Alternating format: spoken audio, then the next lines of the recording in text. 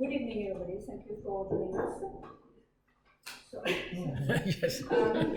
I'm going to just tell you two words about this evening. First of all, enormous thank you to both Helen de Witt, who is a film curator and lecturer, and the artist, the filmmaker, Sandra Lahire. Thank you very much, and also because the weather is so bad, and for treachery, pavement, and so on. So thank you for making the effort to be with us this evening.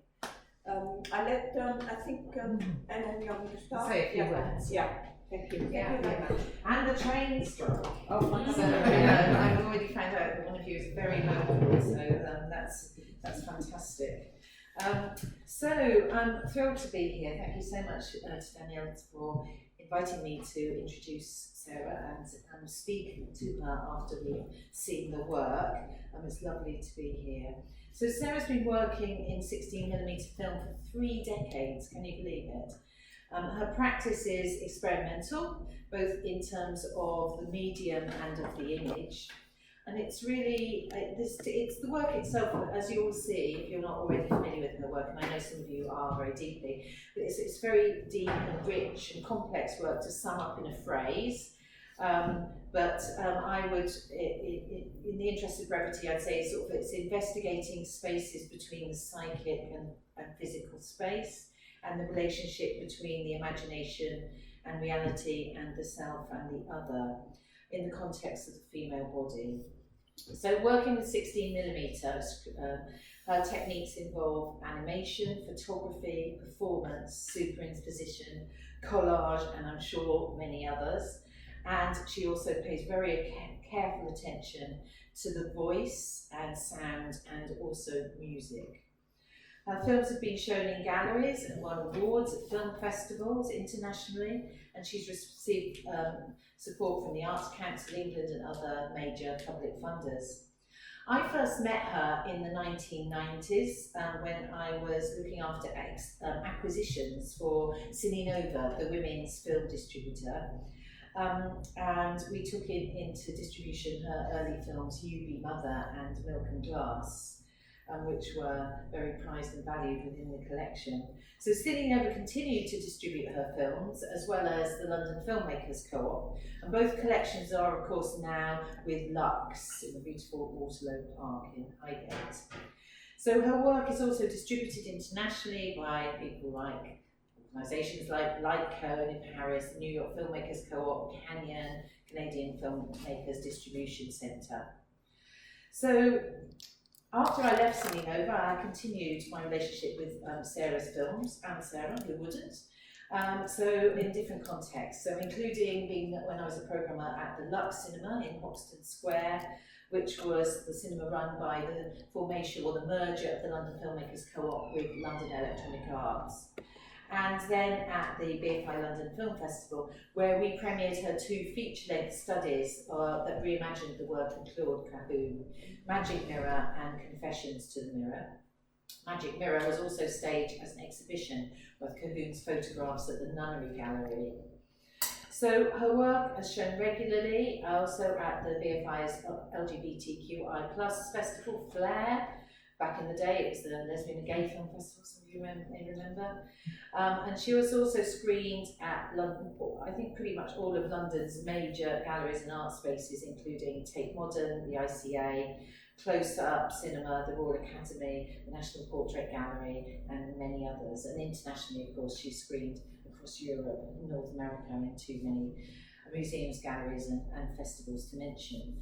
So we are very privileged here this evening because it's going to be a very interesting evening for a number of reasons. Firstly, you will be seeing iCut, which you know you've come here to see, but also Sarah will begin the evening with giving a brief presentation, only a few minutes, about the context of her practice, including some clips from earlier work.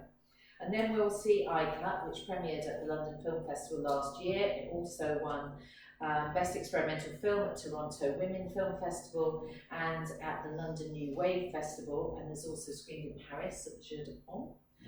And so added to that, after I cut, we will be thrilled to include a sneak preview of Sarah's exquisite new film, Double Exposure. And this film was built out of the photographic work that Sarah did with her partner, the late artist and filmmaker Sandra Lahire. And we'll see extracts taken from the middle of that film. Following that will be a conversation with Sarah, which I'll open up, but then we'd very much like to hear your kind of thoughts, contributions and reactions to the work. So I'll now hand over to Sarah to talk.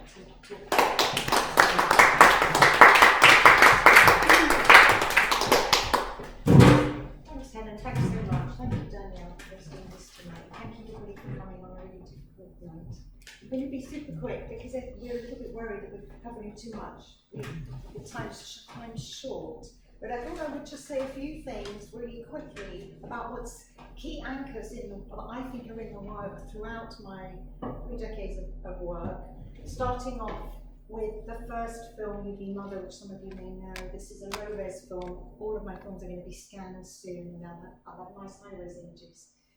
So the first film, I think, is formative and plain of a lot of work was to come.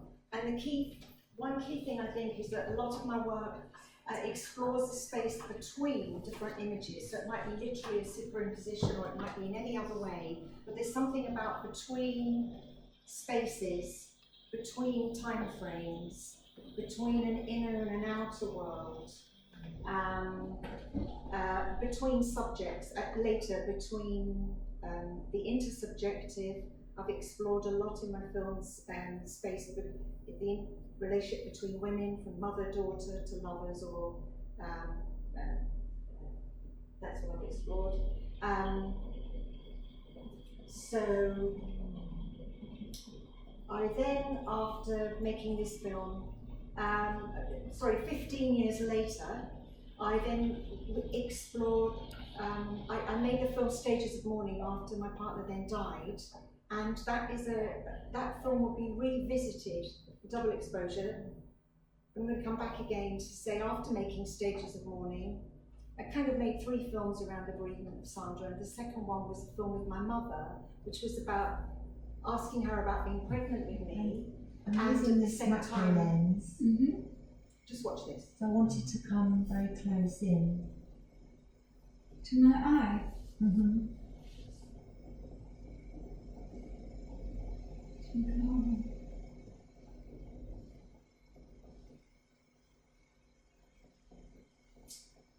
So the between is also between looking closely, the image and the word, as well as between us and between the gaze, who's looking at who, who's an uncertainty of where we are between the two, our mother and me, in terms of what's shown.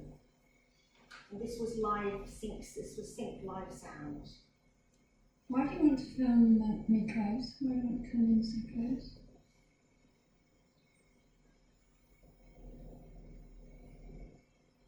I want to see what happens.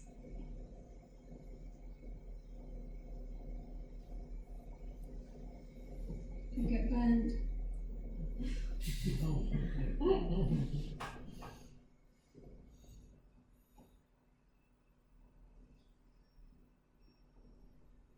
So then, a lot of the film is 35 minutes. We hold cameras to each other, we hold mirrors, and for all of this film, there's nobody behind the camera. So we're using a mirror as a camera, and my mother was working really well at working out how to make sure that the images would be behind the camera. If we just stop it for a second. So it turned out that 15 years after making the film with my mother, I was asking her pressing questions about what happened when she was pregnant with me, because I saw pregnancy and death. I was exploring this relationship between pregnancy and death, and were they mapping each other in some ways. I felt very heavy when Sandra died, and just slowly that I would become lighter. So I was thinking there's some kind of relation. But I knew there was a bigger story, but I didn't quite know how big, in a sense. And 15 years after making it, I then was told more about a secret, which is around precisely when my mother was pregnant with me. And that will be a subject of a later film. So it's almost like an unconscious element going on. So then we can move to the next clip, please. So then out of this relationship between women, then I wanted to explore. I made 2 long films 15 years later around the artist called Cahin. I restaged loads and loads and loads and loads of her images and put those together with her text. So again, there's an in-between working between word and image, between Cahin's authorships, between a still image and a moving image. A photo, we have a bit of sound. There's only one solution: to set fire to it. I want to scandalise the pure, little children, old people, with my nakedness, the hoarse tone of my voice.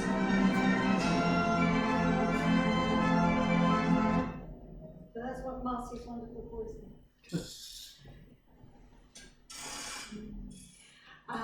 We don't need the sound now, so I'll just sort of try and stay focused on the in-between authorship, time frame, because I'm bringing Cahin's time into my time frame, which actually seems some relationship with. And between the photograph, the moving image, the photograph, the performance. So I really enjoyed doing it, but a lot of this also is about inhabitation, of inhabiting Cahin. I have been influenced by her work from the beginning of my work. So my relationship with the images is very close in a way. So when I inhabit, and then inhabitation may be to do with something about loss. I need to just jump quickly then to how this relates. You can watch it while I'm talking. You can let it run. I think that's okay. Let the sound down. That then led, what I did with the Cahin led to the work I'm doing on the film. I'm currently working on double exposure, which is to do, in a sense, what I did with the Cahin photographs, but it's totally different because they're photographs that I'm restaging myself and Sandra, their personal images. In the 2 years before Sandra died, I took many, many black and white photographs. I kind of did know that I might be needing to save her because a death may well be coming, but I also, in fact, I've been told and then I forgot. Unconsciously, I didn't, so I took loads of photographs of us. And I used them in the first film I made, Stages of Mourning, before taking my skin, which is the film of my mother. And I decided to revisit them for this film because 2 Spanish writers, editors of a book and film curators want to do a book with Sandra's work and mine. So the photographs will be a big part of it, and it prompted me in a way to think, okay, well I wanted to do something before I died. Thinking about my death now.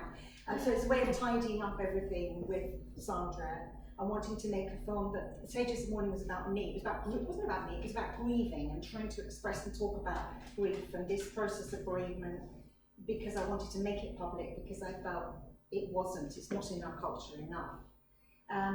And so this time, I want this to actually be more in honour of Sandra, so I'm including text from her unfinished PhD that she was doing with Jacqueline Rose, and her unfinished PhD, she uses the word double exposure, which is the title of a book that Sylvia Plath wrote before she died. It was nearly finished, or was finished, about what had happened with Ted Hughes and what he had done and how traumatic it was, and the double exposure was what she thought was happening and then what actually was happening. And it disappeared before she died, and we know that Ted Hughes had the copyright. So there's a connection there with double exposure. We'll talk all about that, double exposure and the layers. But I wanted to speak about this thing about the space between. So although the 2 films coming are very different, one, I think, Helen, in some ways you wrote that it's got quite a distance perspective, and the second one is very close. So they're sort of opposite, but at the same time you can see along with all of our work, there's a sense going on of different spaces oscillating together, kind of and I think that's clear in the second film, Double Exposure, because they're time frames, and between me and Sandra, and between the time frames. And of course the moving and still, and the performance and the still image, a lot about the photograph. cut, I think, has a sense. There's no graphic photo montage, there's no projection, but you have a sense of two spaces. One may be internal and imagined, maybe some trauma, overlaid over the body. Thank you. Thank you.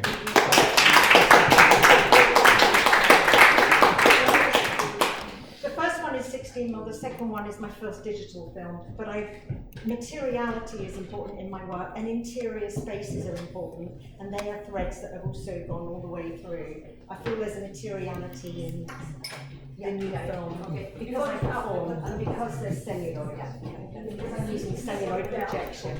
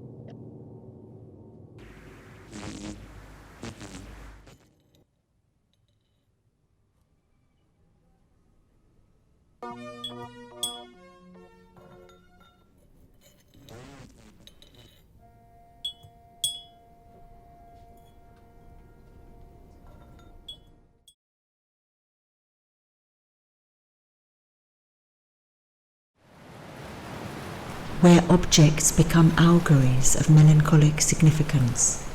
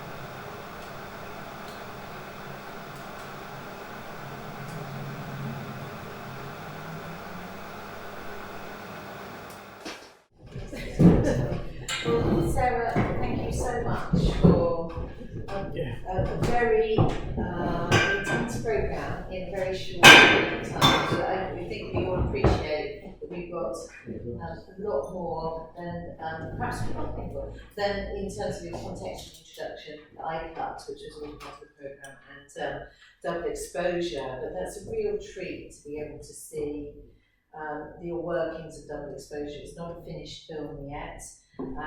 It's such a beautiful and magical work dealing with love and loss. And in a sense, it's a sort of collaboration. I mean, it's your film. It's a collaboration between you and Sandra, and it's a restaging. It's a reframing of work that you've brought work from the past that you've brought into the present, and in a very multi-layered way. Would you be able to tell us something about how you approached doing this and how the decision-making process that informed the way you did it? Just to say, there's nobody behind the camera, so that was important. It wasn't something, it was quite difficult to do it in many ways. So we're starting to feel that it's actually quite difficult to do this. Why am I doing it? And then I was encouraged that, and it's what I understand anyway, that might be difficult. It actually can help you move out of the difficulties. It ultimately has a healing impact, hopefully for viewers in a way. I wanted the work to be about photography and film, and about death and loss, and about valuing art. I'm just reading a book at the moment, Art and Death by Chris Townsend, talking about how we don't value those who have died, or there isn't that space for grief in our culture, or only super faint, the important people and the not important people, we're divided. So I wanted to do that. I'm not answering your question. So your question was, there's nobody behind the camera. Nobody behind the camera. That's important.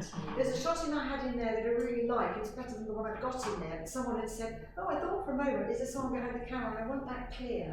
So when the sound is as we're going to hear it, one will be, in order to help help to keep the audience sitting there.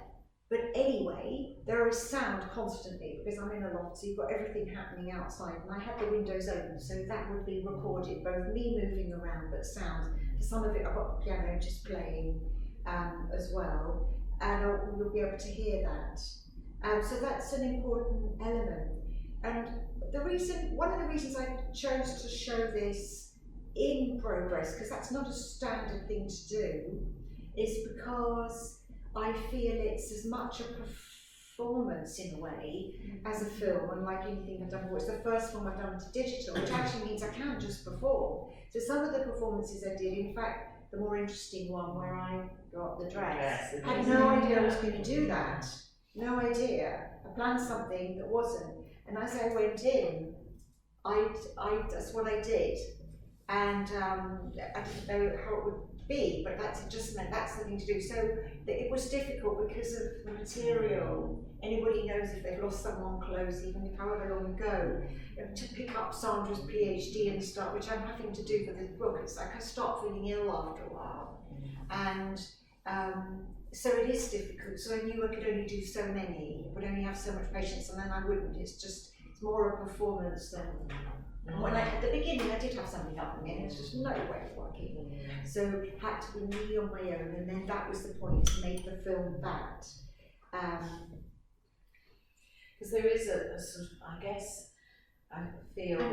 Well, I'll just say something more. Yeah, of course. And so then what I wanted to do was like, and I said to my friend who's been helping me as I've been doing it, like, people are going to want to sit there for half an hour watching me, me and Sandra, me and Sandra, me and Sandra, me and Sandra.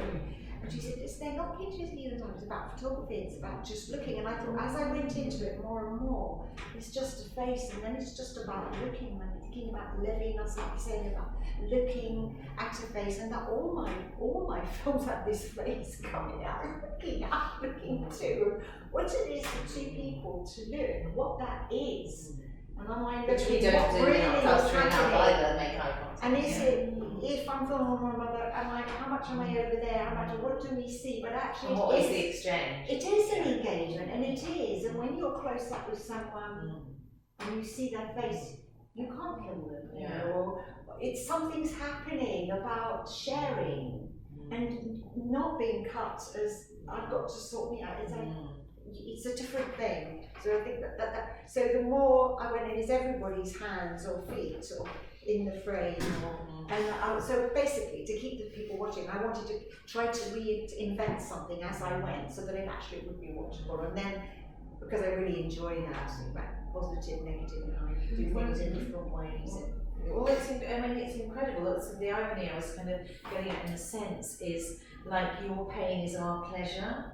I mean, I know you and I knew Sandra, so I kind of feel a bit, I understand a teeny weeny bit about it. But for other people who may not, or that what they're seeing is absolutely gorgeous imagery that evokes so much around what the nature of photography, performance is, relationships, but obviously in the more abstracted way, which you're hinting at that is actually more, well maybe it's both ways, it's the kind of personal and formal readings that are both available to the audience, but there's a huge amount of visual pleasure in watching the film, and which is almost in a sense, you can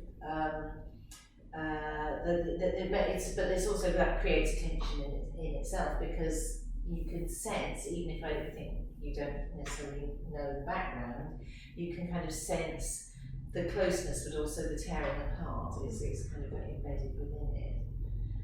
That's not really a question, is it? No, it's a comment, it's a thought.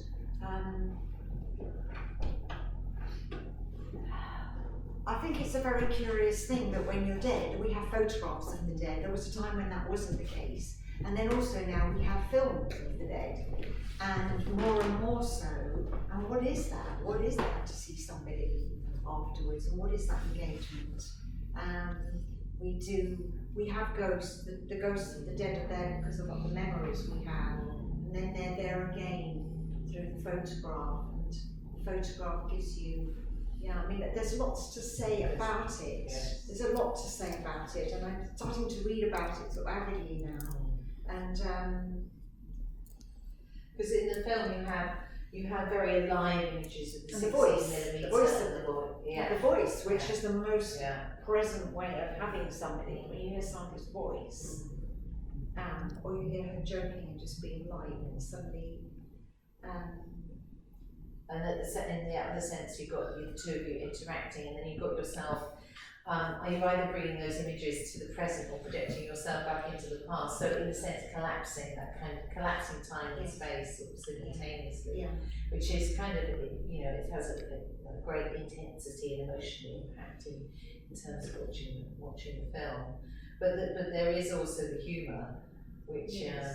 There is something that the idea of vertical time is something that we've been writing about in that book, and I know you're writing something in the book with Sandra Lahire, you know this both. It is about crossing times, and some people say time doesn't actually exist, it only exists because of our life. And outside that, beyond in space, there's an idea, it's sort of, it doesn't or what one can say vertical, where you can cross, and film allows us to do that, to cross times, and so there's several in there, because the state of this, I've also taken outtakes from my early film, from the film soon after, so you see me with an old computer, I think you do see that, don't you? And in a sense, there's a surrealism, or a sort of, not, as in not realism, but on top of realism, surrealism. But actually, that is our life. We are between times in that way. That is what we experience in the world, isn't it? We can engage the voices from a different time. Which we repress at our peril, which is another kind of repulsive culture, is to not go there. But I'm conscious of time a little bit, so it'd be lovely to have some responses to questions from you.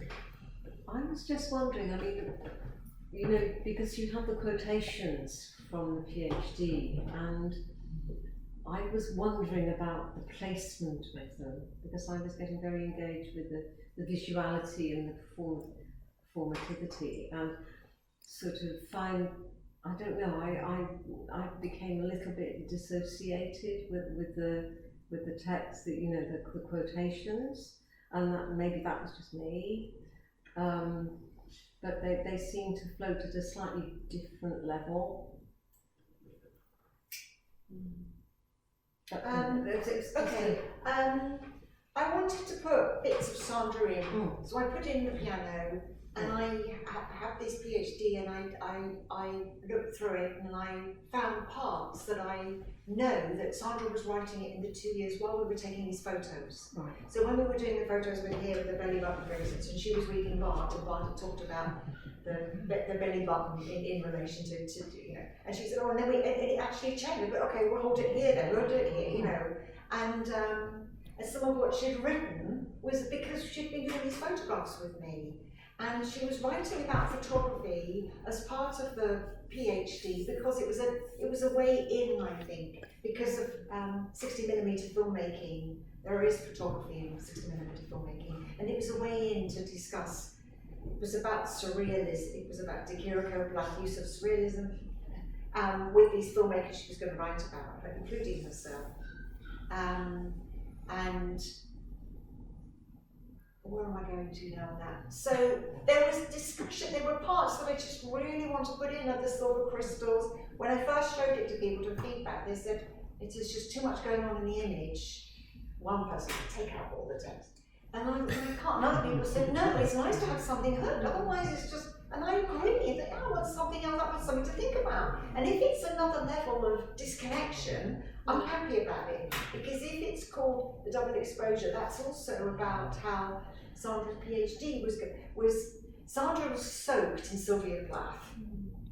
She knew Plath like I knew her in a way, and I followed my own path through Sandra, and I'm interested in this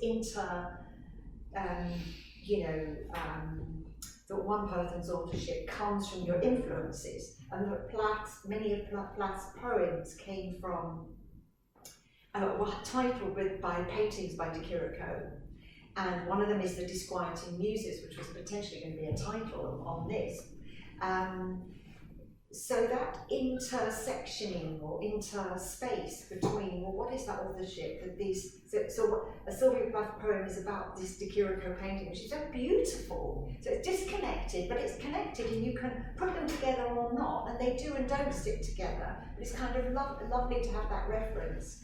Then Sandra was bringing that to her, and so there's Plath in Sandra's work, there's Cahoots in mine, and it's like a multi-layer that I'm kind of interested in. So she was involved with that as we were doing it, and I just think it's nice to just have some hooks. And I wanted to do something on this thing about the feminism that she was doing with Helen de Witt, about certain things. I just thought, my friend was one person giving me advice, and she said there'll be things that you really need to go into it for whatever reason. You decide what they are, put them in. I thought, well, I was going to do that anyway, And something that would help think through something about Sandra's anorexia and as a resistance, and she put that in as actually a resistance to being unstable, rather than as a passive thing, as a kind of, and I like that. It seemed really important. So they're just odd pieces that I thought, well, that, or it's just,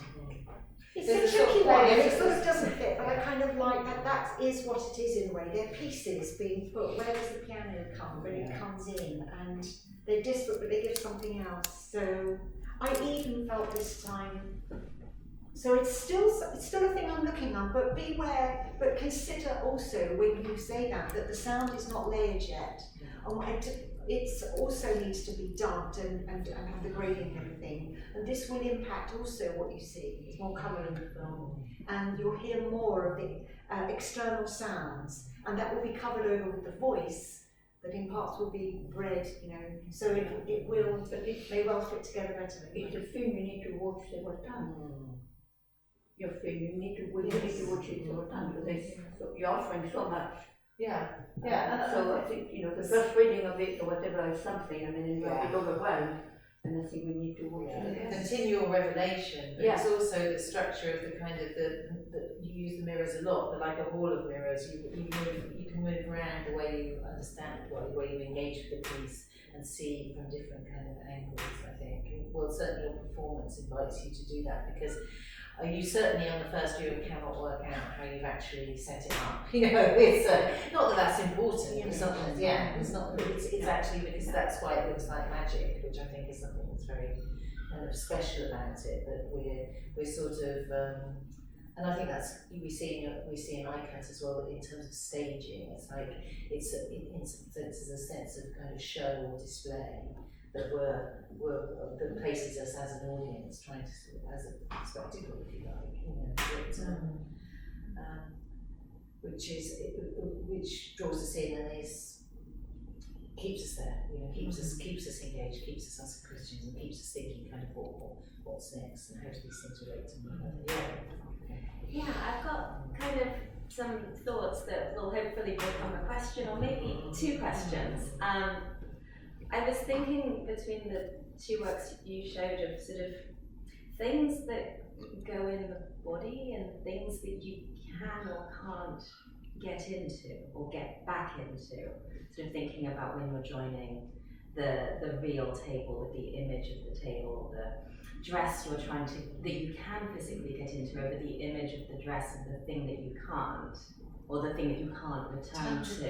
Yeah. And then in I cut this kind of the layering, you know, sort of this scene with food, and I'm very much, you know, sort of playing through the idea of the abject, just sort of like what goes into the body, but you know, food does, text over the food, well, sound penetrates the body, but what does the written word do? And sort of, yeah, somewhere was just floating around some kind of, maybe you'd like to comment on what can get into the body and what you can get into.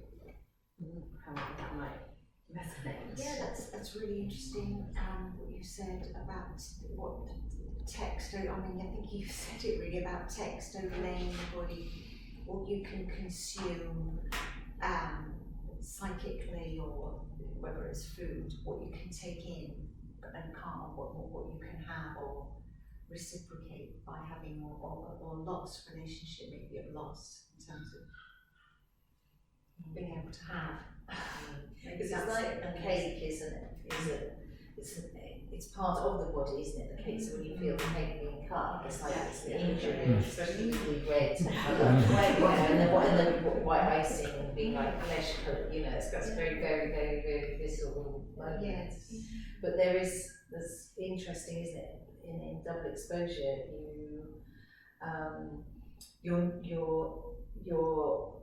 the integrity of the image is always kind of under question. It's sort of, so what is an image that's been pre-created, and what is it that you're acting and performing against an image that's been pre-created? But of course what we're all doing is still watching an image. So it's there's a kind of resurrection. It's a kind of resurrection going on, I think. Yeah. Because of your live engagement with something that's from the past, which is ostensibly kind of over, but bringing back to life. Yes.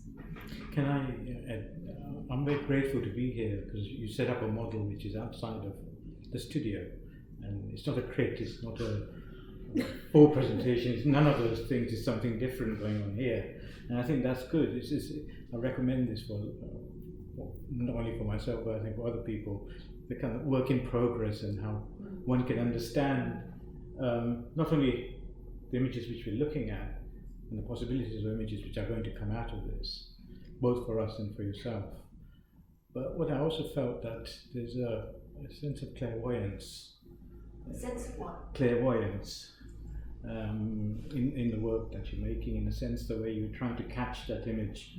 And the image was traveling and you had to travel with it, like as if you had some sort of ball or something, you were going towards it to find it and catch it and to make sure it was there. And I felt that as a process in itself was so captivating.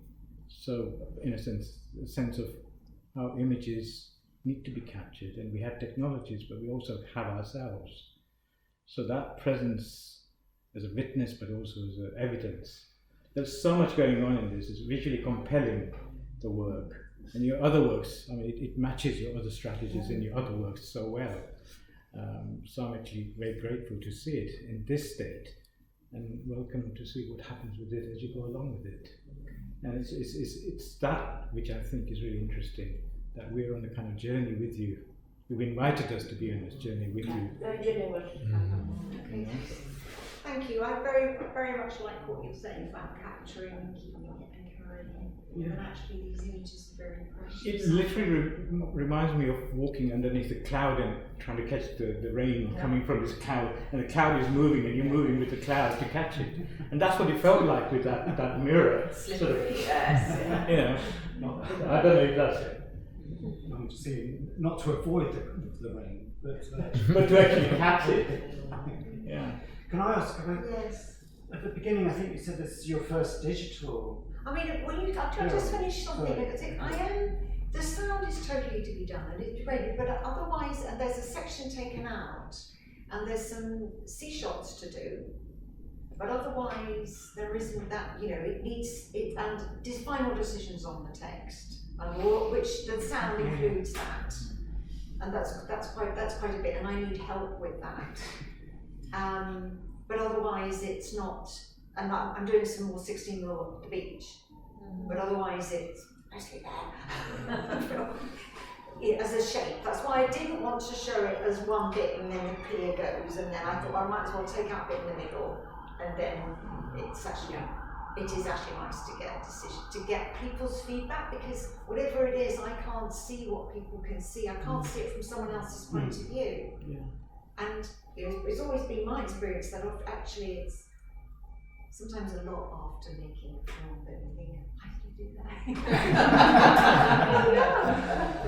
Anyway, sorry, Sarah, I think at the beginning you said it was your first digital film, which allowed you just to set the camera going, for you to just be in your space doing, which is amazing to think about, thinking of some of your earlier films, especially, I can't remember the name of it, when you're in your loft and pulling shutters down. That was a 16mm film. It's just crazy because of the duration of the shots. I know.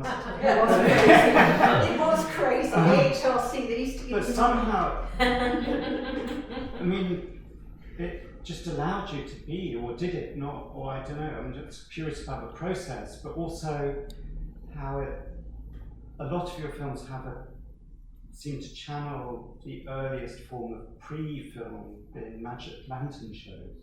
So we have this almost. Yes, because I do like that. I do love that. But lots of my films are made in the loft. Magic Mirror was, iCut was, this was. Yeah. It's just you see it in that film. In fact, that is where I do it. Yeah.